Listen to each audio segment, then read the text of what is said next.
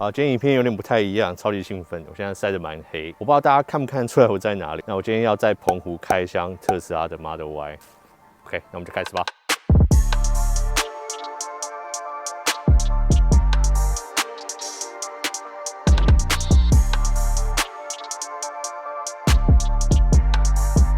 好，上次我在台北有开过 Model Y 的 Performance， 那我们今天要开的这个版本呢是 Long Range， 大家会开一下，跟大家分享一下这个体验的心得怎么样。好，那这一台呢就是 Model Y 的 Long Range。那 Model Y 这一台呢，其实我个人私心来讲啦，我觉得是特斯拉所有车型里面算是第二好看的。那第一好看的，我觉得是 Model S， 因为我觉得它那个一般的那种跑车的那种车型，然后它的屁股很漂亮。可是 Model Y， 我觉得在这种小型跑旅里面，它是非常非常漂亮的。那尤其我很喜欢这个45度角去看它屁股的地方，那其实这边还是有一个高起来的弧度，我非常非常的喜欢在这边。那从背后的空间看呢，也是非常的好看。好，那既然是电视的话，它收纳空间就非常多嘛，那我们就来看一下哦。这一点我超喜欢，它的 App 可以控制所有的东西。那我们就把前面的行李箱打开 ，OK？ 那大家可以看到这个前面的行李箱，它的空间非常非常的大。那像我今天过来拍摄的话，我就把我专门放相机器材的这个包包放在前面。可是我们刚刚有测试，在22寸的行李箱要放进去都没有问题，然后上面还有一点空间出来。然后像我现在要拍摄的时候，我要换东西，我要拿器材的时候，就直接从前面打开，然后也不会跟后面的行李箱混在一起撞来撞去。那这个也是一般的油车不会有的空间。那我们再来看后面的行李箱的地方，那一样我的手也完全不用去按，我就直接按这开。OK， 那现在我们目前这边里面有2个20寸的行李箱，好，这边有一个，然后有一些收纳空间在这边，然后这边有一些小东西，有的器材啊，然后包包放在这边，然后其实还有第2个20寸行李箱是放在下面这边。那它这空间真的超大，其实我要垂直放也是可以的。那就看你这个空间要怎么摆放，想要这样垂直放，然后这边可能在收纳或者你在买东西的时候有地方放你的购物袋。那这边你盖起来之后，在这边2侧的下面，它都还是有可以收纳的地方，而且这空间还蛮深蛮大的。那这边就是有你倾倒后座的这个按钮也放在这个地方。那如果你不要用手机操作的话，你一样可以用它这个自动尾门的按钮，还会自己关起来。OK， 那我们在进到车里面之前，我们先来看一下它的外观。后大家可以看到，它上面是没有那种测距雷达的。现在这个新的 Model Y 版本，他们都没有这个测距雷达，台湾上市的也一直都没有。那这一点呢，大家可能会想说，你可能在停车啊，或是要知道你在小巷子的时候距离它是怎么去判断的。那现在大家可以看到，它有非常多颗镜头，这边1颗，然后在这边也有，然后在后面当然也是有镜头在后面这个地方 ，OK， 所以它就是用4周的镜头环绕起来，然后它是用这种视觉的方式去测距。那大家可能会想说，那用这种方式去测距的话，跟一般用雷达方式去测距，在小巷子或停车的时候，它有没有差异？那现在因为这种视觉测距的软体还非常非常新，那刚好我今天开的 Model Y 是有这个更新，所以它可以做到视觉测距。那我上次开的那一台没有，所以我可以跟大家讲一下这个差别。我觉得其实还是有一点差距，它可能还是没有像雷达的可以算的这么准。那可是我觉得以目前来讲，以视觉来讲，它算是还不错，所以这个部分可能就还是要靠自己停车的感觉。那或者是它其实现在它的这个纯视觉的这个距离判断也是一直有在更新，所以就等着它进步到那个时候吧。好，那我们现在来进到驾驶座的地方。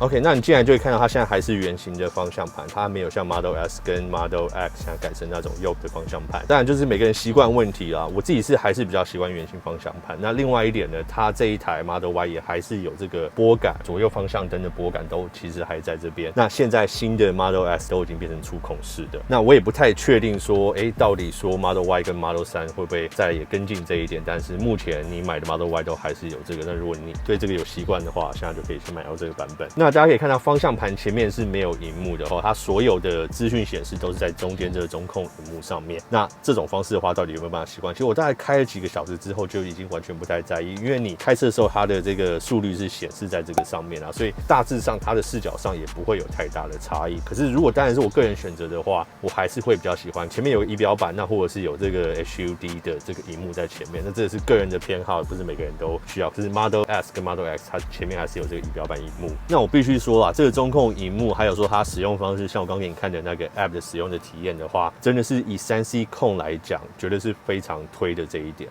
那应该说它整个使用的逻辑，不管你是怎么去操控它、去设定它，你会用 iPhone、你会用 iPad、你会用平板的话，基本上这个使用的逻辑都一样。所以如果你是一个比较新时代、比较3C 控的人的话，我觉得这个整个操控体验会让你非常非常的上手，可能比一般的车子油车都还要的上手。那它下方这边有2个无线充电盘，这边有一个特斯拉的这个行动电源在这边。那如果你还是比较习惯，比如说你在手机充电的时候是在你萤幕可以看到、视角看得到的地方的话，那就要再另外装你的手机架。那像我这边其实就有一个，大家可以看一下。那大家可以看到这个手机支架，我就把它隐藏在萤幕的后面后，那我觉得这样的设计是非常的合理。那我自己是用苹果手机嘛，所以我也是用 MagSafe。那我的手机也都是有支援 MagSafe 的版本，所以对我而言要使用这个手机架的时候就非常简单，上去然后就直接开始充电。那你要调整角度的时候，不管你是用 MagSafe 的上面磁圈直接去调整，或者是你直接用这个手机架去调整它上下的角度，那甚至它这边这个手机架做6维手机架，那它自然有很多维度啊，很多不同的方式可以让你去调整。你要离萤幕近一点、远一点，然后拉任何角度，还有非常多可以让你去调整。那这款是9W的6维隐藏 MagSafe 无线充电架，我就感觉使用到现在，我觉得好像这样的配件在其他车上也应该要有，因为非常非常的好用。那再向上看这个天窗的部分，这个是全景的天窗。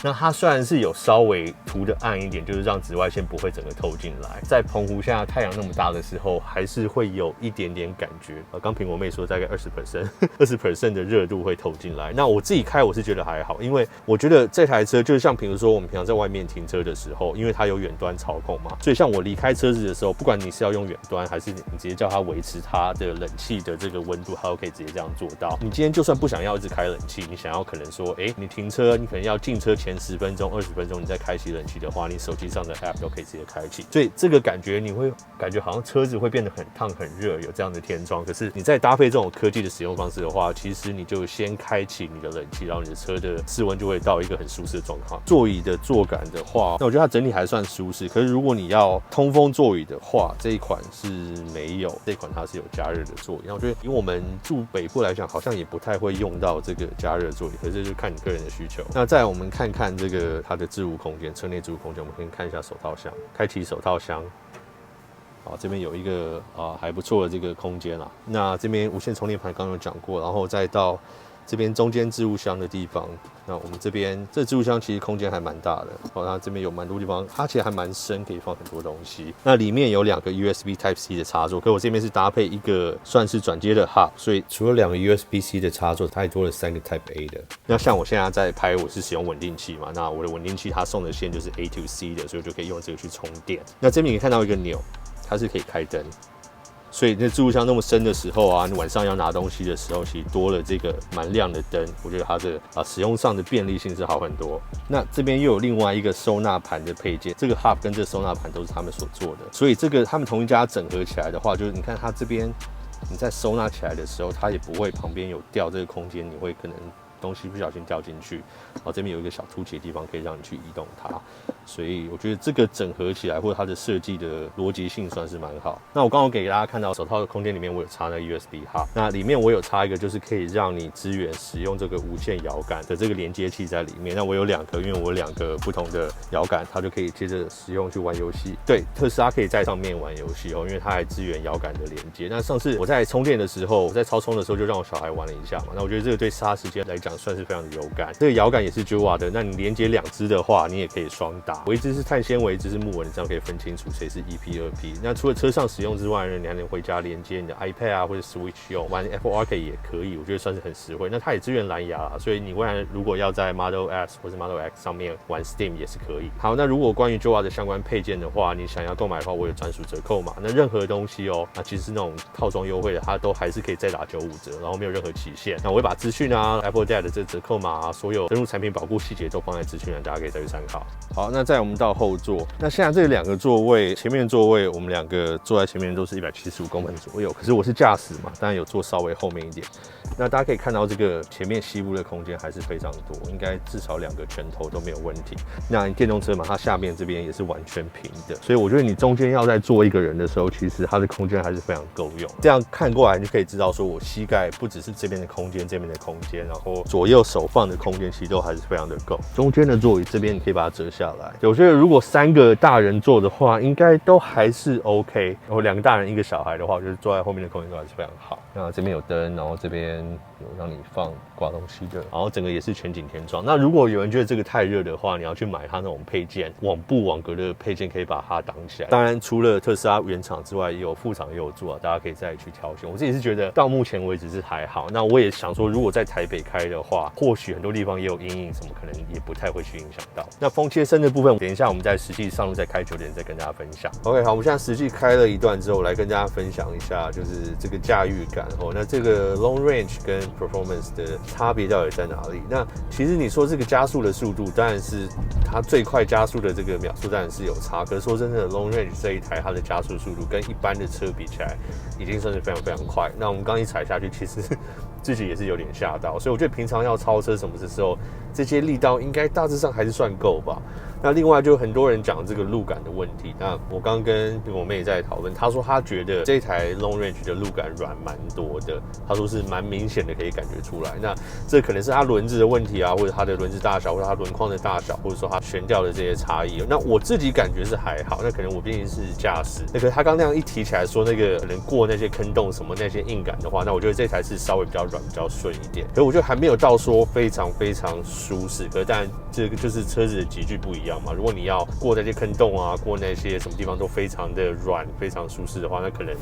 你就是要买到那种Model X 或什么再上去的版本。那这就是他们不同车的级距的差异。那另外驾驭起来的话，说真的，我觉得这2台没有一个太明显的差别啦。我觉得后面的噪音的问题，刚刚我们也有提到这个后面